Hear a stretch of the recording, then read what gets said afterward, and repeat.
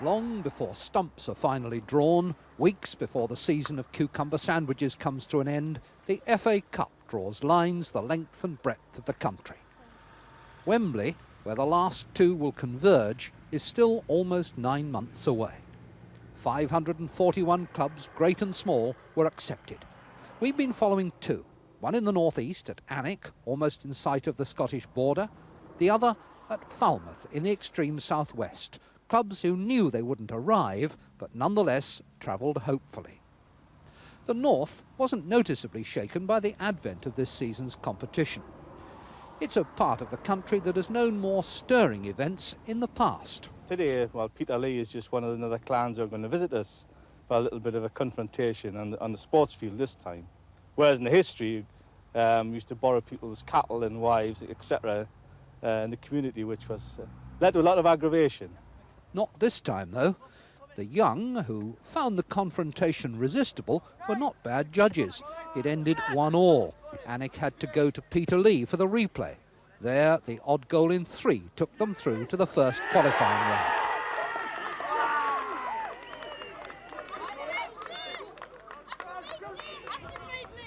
On the road again, to Ashington, where the Milburns and the Charltons grew up and refined their skills. In those days, it was a mining village. Now the pits are closed, but the football tradition endures. When you take a goal kick, lift it, really. Sissy Charlton teaches the next generation the basics on which her sons Bobby and Jack were raised. Perhaps she should have been coaching Ashington's grown-ups too. Alnwick, in their yellow change strip, brushed them aside, scoring 5 times without reply.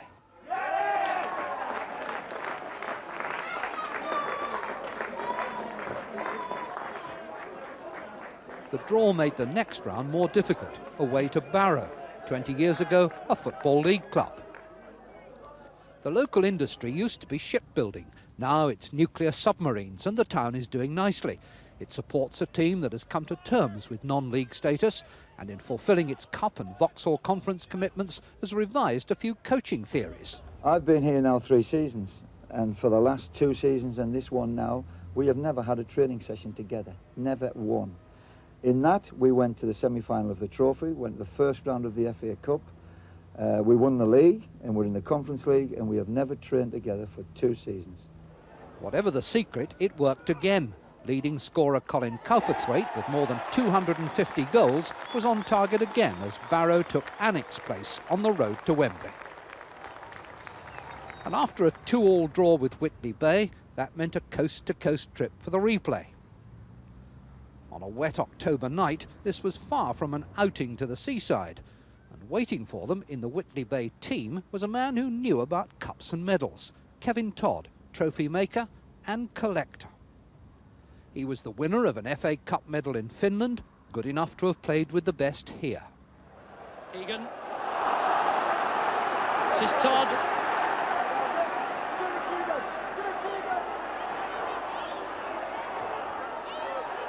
Oh, it's number 5! Kevin Todd makes it 5-0. And now, under lights that didn't flatter his contribution, Todd showed that he hadn't lost the finisher's polish. His goal helped Whitley Bay to a 3-1 victory.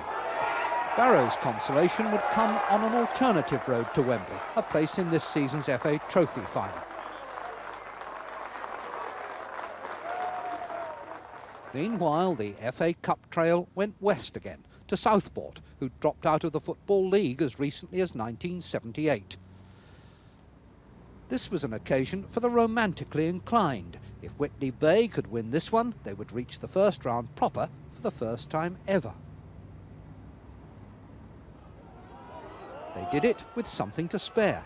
Kevin Todd was again on the score sheet.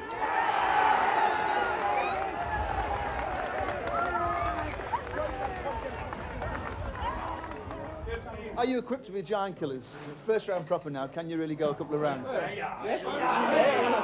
There's the answer. There's the answer. In the south, the Wembley Road began in Cornwall. Falmouth is the West Country of tourist brochures. Temperate climate, relaxing atmosphere. In contrast, Falmouth Town FC is more in the proud, competitive image of manager Dave Wadd, a former Army PTI and Metropolitan policeman. In the preliminary round, they played Torrington, opponents whose bark proved more vehement than their bite. After a 1-1 draw, Falmouth won the replay on their own ground 4-2, with a couple of goals from former Brentford player George Torrance.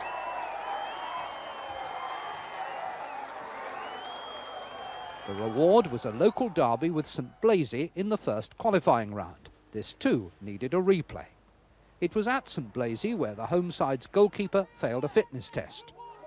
His deputy Ian Morris proved to be the game's outstanding player. Whereas a foolish rush to the touchline by Falmouth's goalkeeper let in Mark Damerel for the only goal of the game. Mark has gone on to play in the second division for Plymouth Argyle. But it was more than Dave Wadd could stand. By the end of the week, manager and club had parted company. St Blaise then stepped up in class for a tie at Weymouth, relegated a few months earlier from the Vauxhall Conference.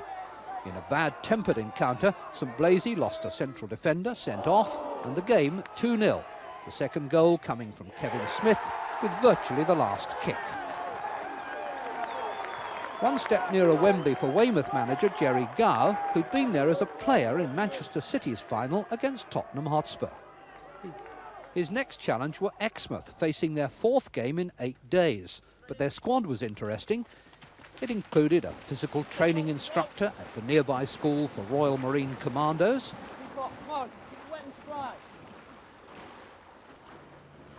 and there was Keith Spragg, a ladies' hairdresser whose gentle touch with comb and scissors was left behind on a Saturday afternoon.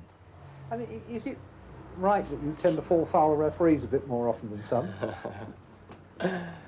Yes, I would say I was unfortunate. A lot of people wouldn't. What do you get into trouble for? Usually fairly hard challenges.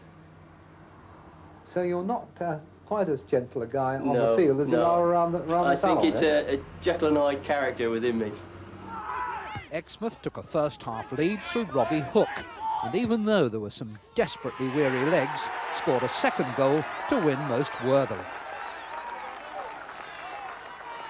One more victory, at home now to Farnborough, would take Exmouth into the first round proper, further than they'd ever been. It was 0-0 at half-time, but with a near gale at their backs in the second half, Farnborough took complete control.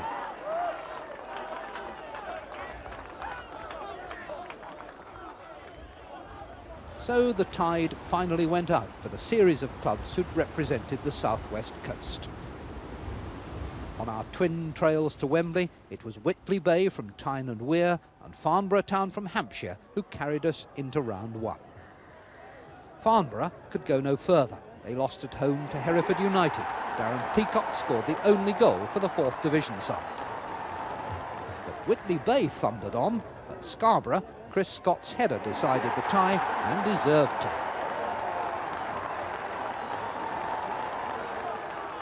Another superb header gave Aylesbury United a share of the non-league glory. Glenn Donegal's goal dumped Southend United.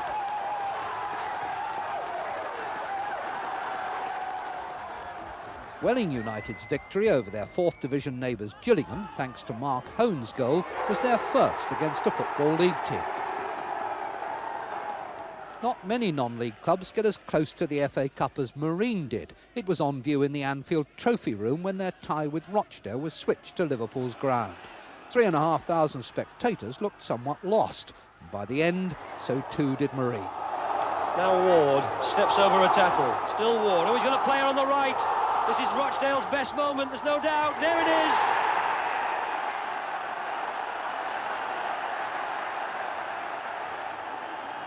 Memories of Wembley 53 were stirred when Stan Mortensen and Nat Lofthouse led out Blackpool and Bolton at Bloomfield Road. And the game that followed echoed another name from that unforgettable final. And Matthews in a good position here, number 7. Not a bad pullback either. And Garner. Goal!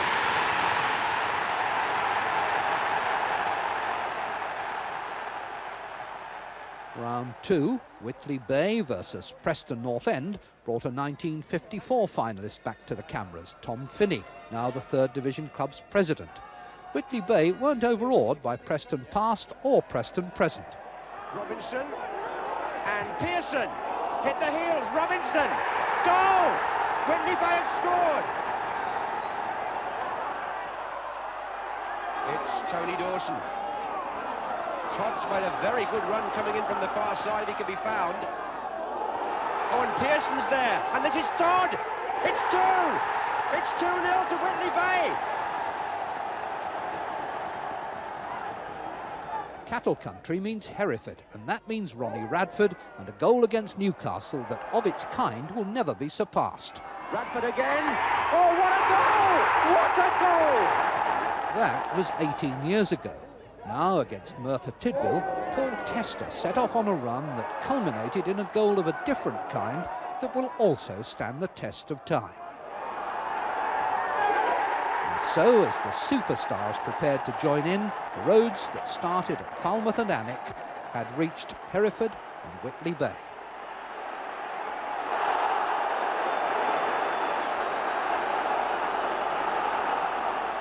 All the stars turned out to be so super. Coventry City, cup winners 3 years ago, knocked out last season by Sutton United, this time fell over Northampton Town. Steve Berry's goal brought them down.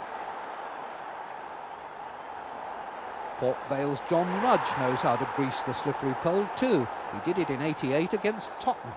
He did it this time to Derby County in a replay and at the baseball ground what's more. Goal of the game followed a run by John Jeffers that covered 3/4 the length of the pitch. Nicky Cross applied the far post execution.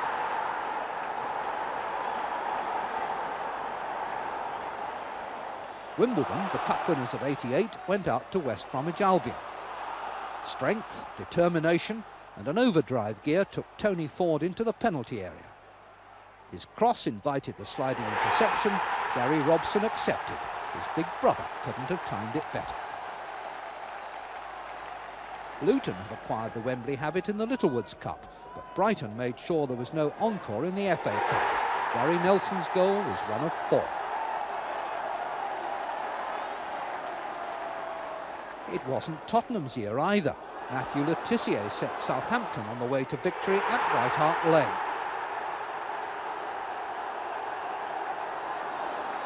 West Ham got their comeuppance from a Torquay player who started the tie on the bench. Paul Hirons was the happy sub. Hughes with the kick. Porterfield!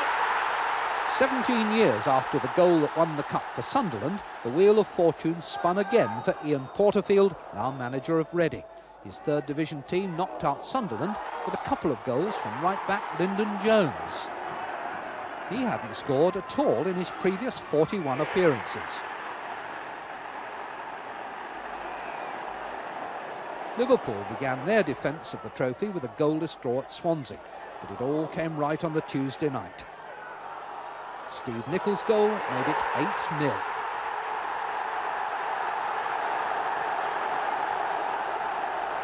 There were still routes aplenty to get to Wembley. Of the 2 we'd followed since early September, Ian Bowyer's Hereford were at home to Walsall, bottom club in Division 3. A goal down for more than an hour, Hereford squeezed through by scoring twice in the last 4 minutes.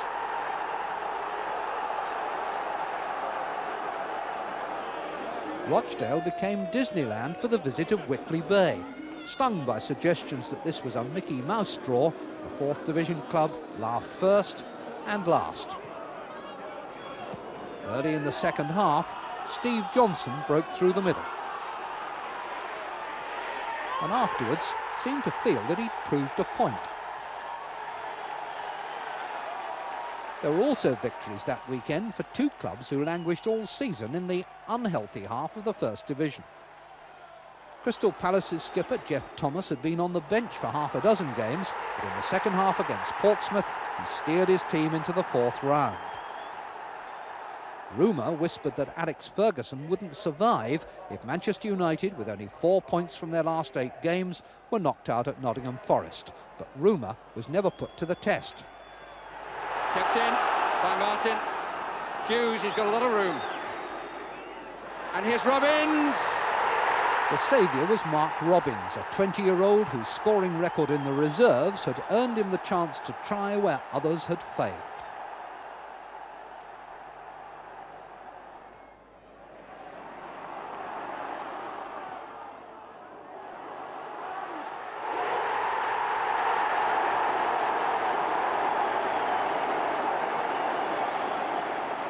Mascots are not meant just to lead the team out. They're supposed to embody good luck. When Chelsea played Bristol City, the luck got stage fright.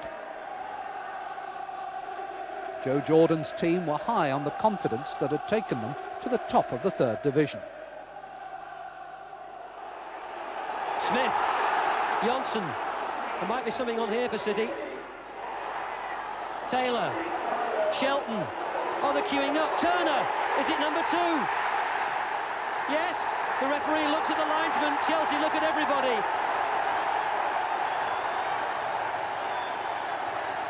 Chelsea have contrived to commit suicide. West Bromwich Albion and Charlton Athletic could almost have drowned themselves at the Hawthorns. In the end, it was Charlton who sank. Williams. Mortimer outside him, but never allowed to play the pass. Onside this time.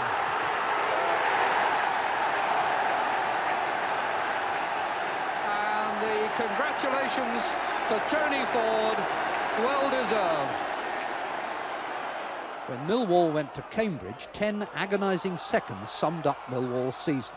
David Thompson and Keith Brannigan suffered a total communications breakdown, demonstrating that in football, when you're down, someone is sure to trample all over you.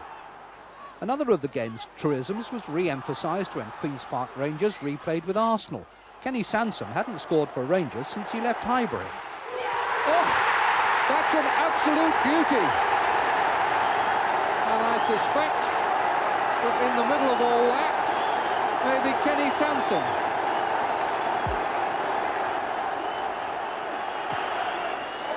And now here's Wegerle. This could settle it. Sinton called for it. Shot well! And Queen's Park Rangers are certain of a fifth-round tie at Blackpool. Liverpool had to replay too, but their disposal of Norwich then was typically efficient. Good short touch by Beardsley. Lovely return to him by Barnes. Rush in the middle waiting, so is Nicol. Nicol! Yes, it's a goal! Stevie Nicol.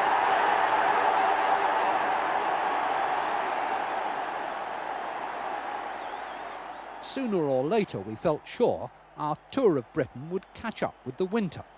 We found it at Spotland, Rochdale's exposed home on the edge of the moors. All very picturesque.